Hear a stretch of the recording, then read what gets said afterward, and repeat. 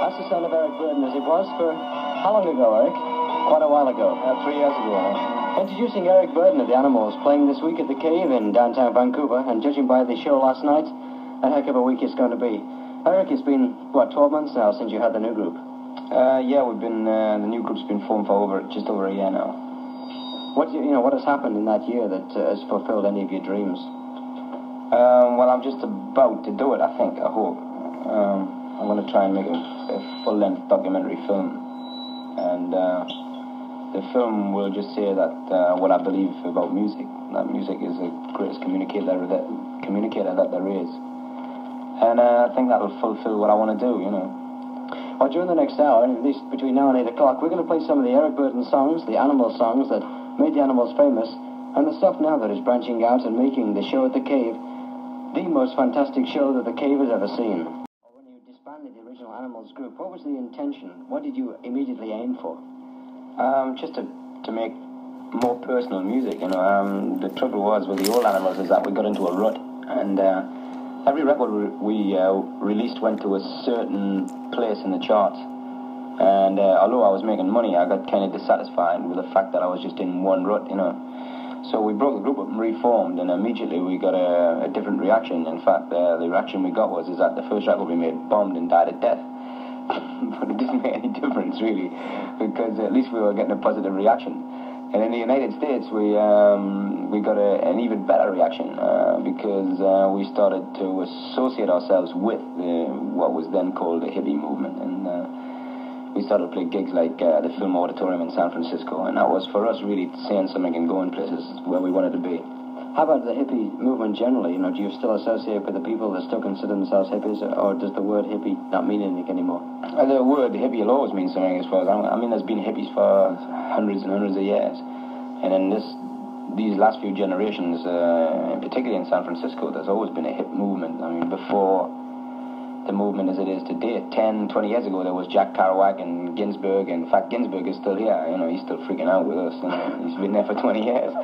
And there was a jazz scene then, people like Slim Geordie and Bam Brown and people like that, which probably the kids have never heard of, but they should hear them because they really can play some good stuff. They were there 20 years ago. And now it's a new set of young musicians with the same ideas. And the idea is just to have a good time and enjoy yourself and do your thing without interfering with anybody else.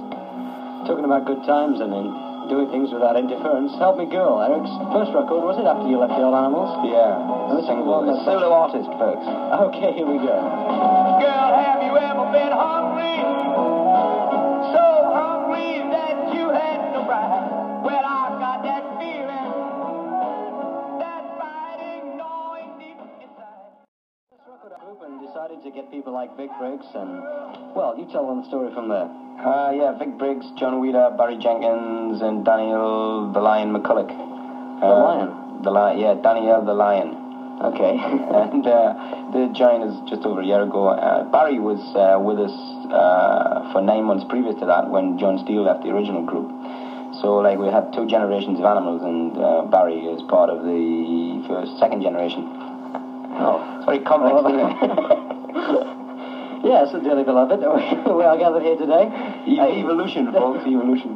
It's kind of funny being back here at the control dials and such like. We've got telephones ringing at 682-9541, and tonight we're going to give away a complete set of Eric Burdon Animals, fully autographed by the new group and Eric himself, and we're going to be running, not really contests, but we're going to give people records that call up and ask intelligent questions, not just, hi Eric, what do you have for breakfast this morning, but...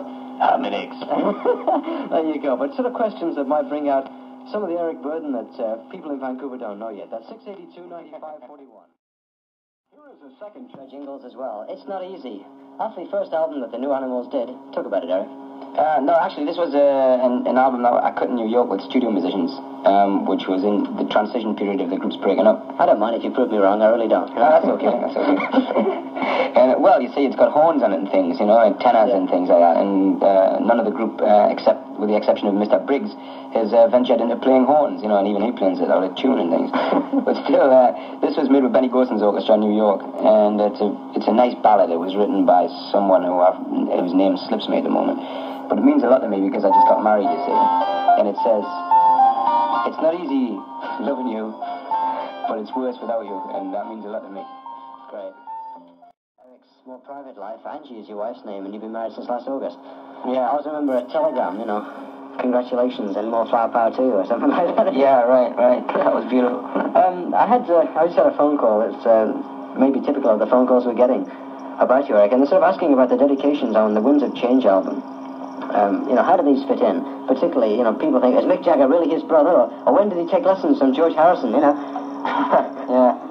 No, it's just that I'm going through a period, I've just gone through a period where I was in deep sort of debt to people that I'd learned from. And George Harrison happens to be one of the people that I've learned from. I didn't go into a classroom and sit in front of him, and he didn't have a teacher's hat on and a blackboard. But I just learned a lot from him about, you know, how to further my career by the things that he did and said to me, you know. And Mick Jagger really isn't my brother, folks. It's just that it's a musical terminology in the music world, which means brother, well, soul brother, I don't know, music brother anyway, you know. Like everybody else in this world is my brother, really. And everybody's my sister, really. Get back to the microphone there. Yeah. You've always sort of explained, I think, to the people that are on the other end of a speaker that, in actual fact, the Animals aren't here. It's just Eric Burdon, Kevin Deveridge, Eric's American manager, Darrell Burlingham sitting very thoughtfully in a chair at the side advising on the technical aspects of becoming a bus jock, and John Tanner, who's generally looking over the lot of us. After all, he does stand 6'7" tall.